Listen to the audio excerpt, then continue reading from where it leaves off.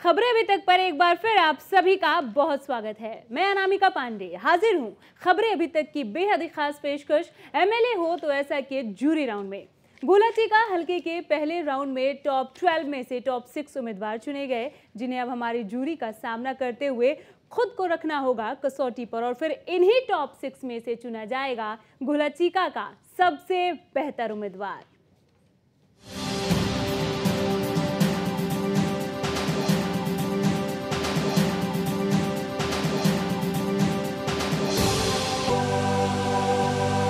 वैसे हम आपको एक बार फिर से बता दें कि मौजूदा सियासी तंत्र में बदलाव तभी संभव है जब नेतृत्व बदले, स्वच्छ छवि के कुशल नेता सामने आए।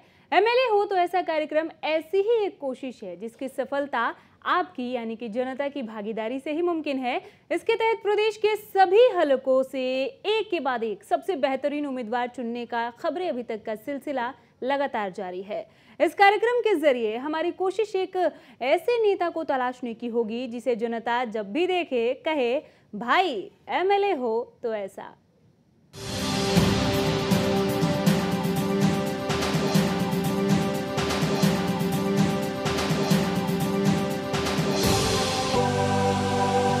तो आइए चलिए अपने और आपके कीमती वक्त की कद्र करते हुए शुरू करते हैं अपने खास अंदाज के इस खास शो का दूसरा राउंड, जिसके तहत आपकी मुलाकात कराते हैं अपने अपने कार्य क्षेत्रों के माहिर जूरी सदस्यों से। आप हैं डॉक्टर योगराज जांगवाल, रिटायर्ड सीएमओ हैं आप। अजय झा जी, आप वरिष्ठ पत्रकार हैं। दीपक अरोड़ा जी, आप भी वरिष्ठ पत्रकार।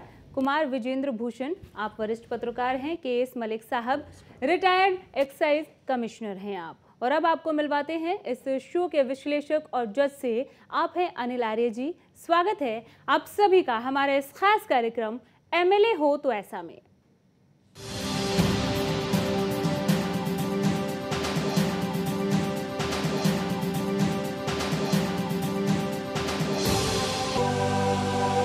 और अब वक्त है आपको उन सभी उम्मीदवारों से मिलवाने का जो गुलाचीका के पहले राउंड को पार कर दूसरे राउंड तक पहुंचने में कामयाब रहे। लेकिन उससे पहले हम टॉप 6 में जगह बनाने वाले सभी उम्मीदवारों से आग्रह करते हैं कि जूरी राउंड में जगह बनाने के बाद कार्यक्रम में हिस्सा लेने को प्राथमिकता दें और ये ध्यान रखें कि प्रदेश की राजनीति को बदलने का एक संजीदा कार्यक्रम है ये। बिल्कुल अनामिका, और जो लोग टॉप 6 में पहुँचने के बावजूद इस कार्यक्रम का हिस्सा नहीं बनते हैं या भाग नहीं लेते हैं, इसका मतलब कि वो अपने वायदों के प्रति गंभीर नहीं है, साथ ही वो जनता के सामने आने से बचना चाहते हैं। और जो नेता ऐसा करते हैं, इसका ये माना जाए कि या तो उनके अंदर कोई कमी है या वो जनता की अदालत का सामना नहीं करना चाहते, और ऐसे में अगले चुनाव में उन्हें इसका खामियाजा भुगतना पड़ेगा।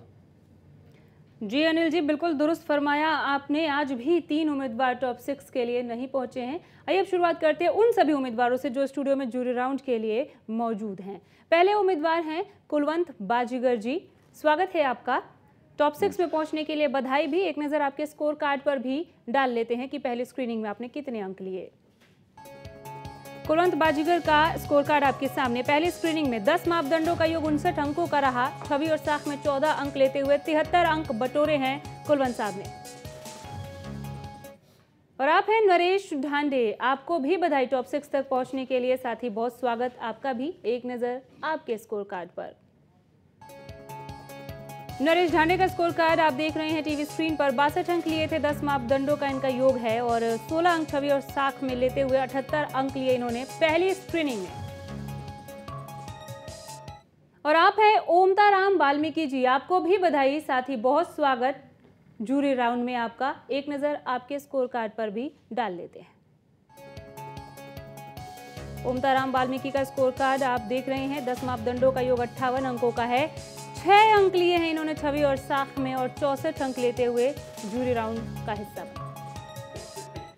और इससे पहले कि हम इस सियासी मुकाबले की शुरुआत करें, मैं आपको एक बार फिर से बताना जरूरी समझती हूं कि अगर किसी उम्मीदवार की जानकारी गलत पाई जाएगी तो उनसे उनका रिवॉर्ड वापस ले लिया जाएगा और हम अपने कार्यक्रम एमएलए हो तो ऐसा के आगे की कड़ियों के दौरान उसका खुलासा भी करेंगे।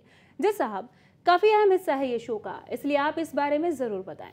बिल्कुल अनामिका, जो प्रतिभागी यहाँ आते हैं, जो फॉर्म आप भरते हैं, जिन मापदंडों पर जानकारी आपसे मांगी जाती है, अगर किसी भी मापदंड पर आपने जानकारी गलत दी है, तथ्य गलत भरे हैं, उदाहरण के तौर पे अगर आपकी शिक्षा कम है आपने अधिक भरी, या आपकी आमदनी कम है आपने अधिक भरी, या आपका कोई आपराधिक रिकॉर्ड है लेकिन आपने उसमें लिखा कि नहीं है, ऐसी कोई भी जानकारी जो 10 मापदंडों पे मांगी गई है वो गलत पाई जाती है, तो हम ये मानेंगे कि आप लोग झूठ बोलते हैं और झूठ की राजनीति करते हैं और झूठ कतई नहीं चलेगा।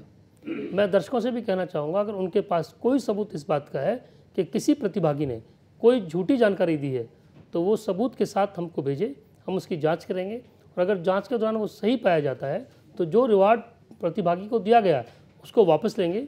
साथ ही हम अपने आगे वाले शो में ये दिखाएंगे कि ये प्रतिभागी झूठ बोलता है, झूठ की राजनीति करता है और इसने झूठी जानकारी हमको दी। मैं जनप्रतिनिधि जो अपने क्षेत्र में है या नेता बनना चाहते हैं उनसे कहना चाहूँगा कि आप इस कार्यक्रम का हिस्सा जरूर बनें। कार्यक्रम का हिस्सा नहीं बनने का मतलब कि आप जनता के सामने आने से बचना चाहते हैं।